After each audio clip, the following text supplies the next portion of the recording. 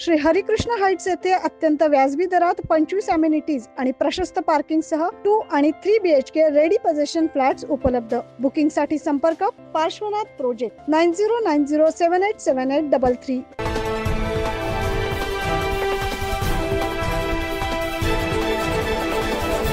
राज्यात एकूण 5 टप्प्यांमध्ये लोकसभा निवडणूक झाली। शेवटच्या टप्प्यात नाशिक दिंडोरी लोकसभेसाठी 20 मे रोजी मतदान पार पडले। त्यानंतर सर्वच राजकीय पक्षांसह उमेदवारांना वेध लागले ते लोकसभा निवडणुकीच्या निकालाचे। मंगळवारी 4 जून म्हणजेच उद्या लोकसभा निवडणुकीचा निकाल जाहीर होणार आहे। या पार्श्वभूमीवर नाशिक शहरातील अंबड येथील केंद्रीय वखार महामंडळ गोदाम येथे सकाळी 8 वाजल्यापासून मतमोजणीला सुरुवात होणार आहे। या मतमोजणीची प्रक्रिया सुरळीत पार पाडण्यासाठी जिल्हा प्रशासन सज्ज असल्याची माहिती जिल्हाधिकारी तथा जिल्हा निवडणूक अधिकारी जलश शर्मा यांनी दिली आहे। सार्वत्रिक निवडणूक 2024 च्या अनुषंगाने ECI जे आहे निवडणूक आयोग जे आहे त्यांची दिलेली सूचनानुसार मतमोजणीची प्रक्रिया उद्या म्हणजे 4 जून 2024 ला पार पाडली जाणार आहे।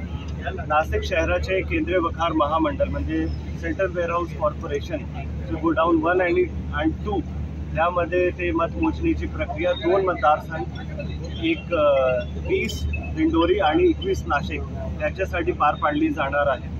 त्याच्यासाठी जे काय निवडणूक आयोगाची सूचना होती त्या अनुषंगाने सर्व कारवाई जी आहे ते पूर्ण झालेली आहे आणि त्याची जे रँडमायझेशन स्टाफच्या असते किंवा त्याची जे पूर्व तयारी असते, ट्रेनिंग असते ते पण चांगल्या प्रकारे पार पाडलेली गेलेली आहे।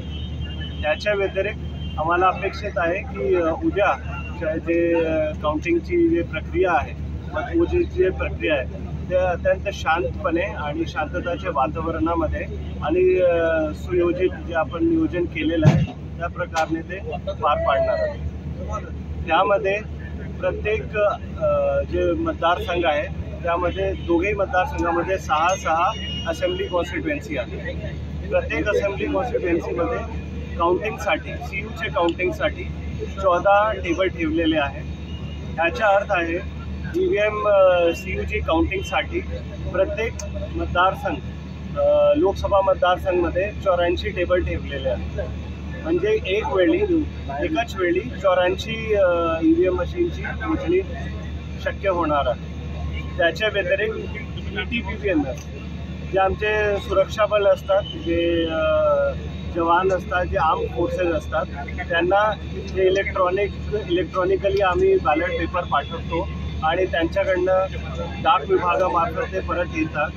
असे प्रकारचे जे मत आहे त्याच्या व्यतिरिक्त पहिल्यांदा लोकसभामध्ये झाले 85 वर्षाचे वरचे जे मतदार आहे, जे दिव्यांग मतदार आहे ज्यांना अशी घरी बसून वोटिंग करण्याची सोय दिली होती आणि त्याच्या व्यतिरिक्त असे मतदार ज्यांनी पोस्टल बॅलेटने मतदान केलेलं आहे त्या सर्वांची मोजणीसाठी सुद्धा 10 टेबल आणि ETPPMSसाठी वेगळे 10 टेबल असे 20 टेबल प्रत्येक मतदारसंघामध्ये अरेंजमेंट त्याची करण्यात आली आहे।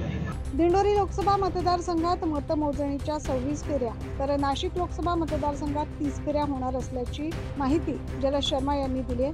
तसेच या परिसरात कडेकोट पोलीस बंदोबस्त देखील तैनात करण्यात आला। या संपूर्ण मतमोजणी प्रक्रियेमध्ये कुठलाही अनुचित प्रकार आणि गोंधळ होऊ नये यासाठी आज प्रशासनाकडून रंगीत तालीम देखील घेत सर्व कर्मचाऱ्यांना माहिती देण्यात आली। 9 न्यूज महाराष्ट्रासाठी प्रतिनिधी इसाक कुरेशी।